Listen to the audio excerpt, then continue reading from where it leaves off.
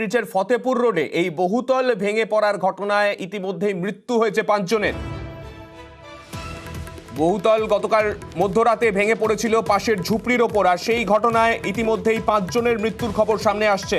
আমাদের প্রতিনিধি অভিজিৎ রয়েছেন আমাদের সঙ্গে। অভিজিতের থেকে জানতে চাইবো, অভিজিৎ, কি তথ্য উঠে আসছে প্রশাসনিক তরফে? এখনো পর্যন্ত সার্বিক মোট 5 জনের মৃত্যু হয়েছে। গতকাল রাতেই দুজনকে যখন নিয়ে যাওয়া হয়েছিল, সেই দুজনের কে ব্রড ডেথ ঘোষণা করা হয়েছিল, অর্থাৎ দুজনকেই হাসপাতালে জানানো হয়েছিল যে দুজনেই আগেই মৃত্যু হয়েছে। এবং তারপরে এসএসকেএম হাসপাতালে আরো 3 জনের মৃত্যু হয়েছে। 3 জনের মধ্যে বলা যায় মোহাম্মদ ওয়াসিক, 19 বছর বয়স, এবং একই সঙ্গে রিজওয়ান আলম, তার বয়স 22 বছর, এবং ওয়াসিম আলী, তার বয়স 34 বছর।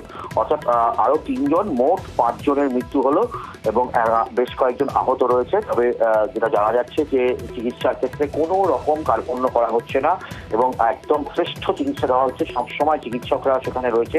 রাজ্য স্বাস্থ্য দপ্তর থেকেও বারবার করে বলা হচ্ছে যে কোনো রকম চিকিৎসায় মানে সমস্ত রকমের উন্নত মানের চিকিৎসা দেওয়া হচ্ছে।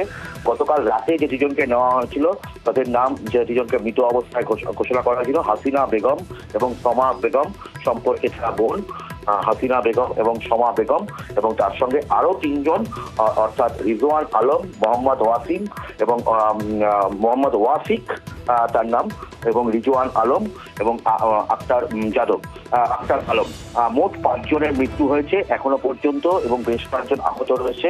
তবে চিকিৎসকরা বলছেন তারা প্রাণপণ লড়াই চালাচ্ছেন যাতে আর কোনো নতুন করে মৃত্যু না হয়। তবে এই যে 3 জনের যে মৃত্যু হলো তাদের ক্ষেত্রেও এতটাই গুরুতর আঘাত ছিল এবং তার সঙ্গে মারাত্মক পরিমাণে ট্রমা ছিল, জ্ঞানই তাদের ফেরেনি। চিকিৎসকরা প্রাণপণ চেষ্টা চালিয়ে তাদেরকে বাঁচাতে পারেনি। মোট 5 জনের মৃত্যু হয়েছে। তবে যারা এখনো পর্যন্ত আহত আছেন, চিকিৎসকরা বলছে তারা প্রাণপণ চেষ্টা চালাচ্ছেন। আশা করা যাচ্ছে তারা সবাইকেই বাঁচিয়ে তুলতে পারবেন এবং আরো বেশ কয়েকজন স্থানীয় নার্সিংহোমে ভর্তি আছেন, তাদের অবস্থাও এই মুহূর্তে অনেকটা স্থিতিশীল। অবশ্যই তাদের কি শারীরিক অবস্থা থাকে সেই আপডেটের দিকে আমরা অবশ্যই নজর রাখবো। এবং গতকাল রাতের যে ঘটনা, অত্যন্ত মর্মান্তিক ঘটনা, কেননা রাত্রিবেলা প্রায় 12টা বাজার কিছুক্ষণ আগে সেই সময় হুড়মুড়িয়ে ভেঙে পড়ে এই বহুতল এবং পাশের ঝুপড়িতে যারা রাত্রিবেলা হয়তো অনেকেই খেয়ে দিয়ে শুয়েও পড়েছিলেন, তা হঠাৎ করেই এত বড় বিপর্যয় তাদের জীবনে নেমে আসায় তারাও কিন্তু কার্যত স্তম্ভিত। তারাও কার্যত কিন্তু এখনো পর্যন্ত বুঝতে পারছেন না কি করবেন তারা। এখনো পর্যন্ত আতঙ্কের পরিবেশ রয়েছে গার্ডেন রিচে। অনেক জোর আওয়াজ আসছে। আওয়াজ আসার পরে 11:30টার সময় আমরা দেখছি কি সব বাইরে এসে গেছে লোকগুলো। গিয়ে দেখলাম কি পুরো বাড়িটা পড়ে গেল।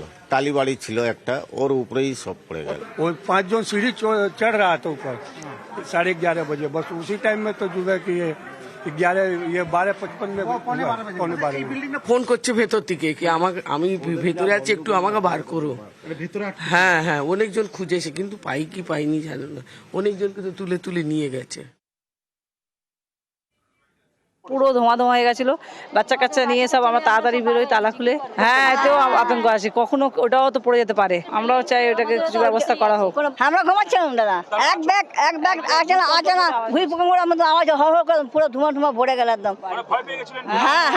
হ্যাঁ, ঘর না পড়ে যায়, হিলে গেছিল কিন্তু বিল্ডিং আমাদের। গতকাল রাতের ঘটনায় ইতিমধ্যেই 5 জনের মৃত্যু হয়েছে।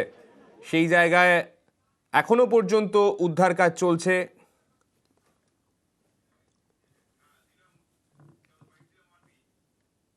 কোথায় ছিলেন তিনি? উনি ওই যেখানে ভেঙেছে সেখানে আনতে গেছিল গাড়ি নিয়ে, এসে দেখেছি এখানে মারে পড়ে আছে দুটো, আমার মাসি আর মা। দুজনেই মারা গেছে? কি নাম? তো মেয়ে একটা সামা বেগম। দুজনের নাম কি কি? আমার মায়ের হাসিনা বেগম আর মাসির সামা বেগম। গতকাল রাত থেকেই উদ্ধার কার্য চলেছে। দমকলের আধিকারিকদের পাশাপাশি এনডিআরএফ এর জওয়ানরা তারাও উপস্থিত ছিলেন, এই উদ্ধার কার্যে অংশ নিয়েছিলেন তারাও। গতকাল রাত থেকে চলেছে সেই উদ্ধার কার্য। যারা আহত রয়েছেন তাদেরকে সেখান থেকে বের করে হাসপাতালে পাঠানো হয়।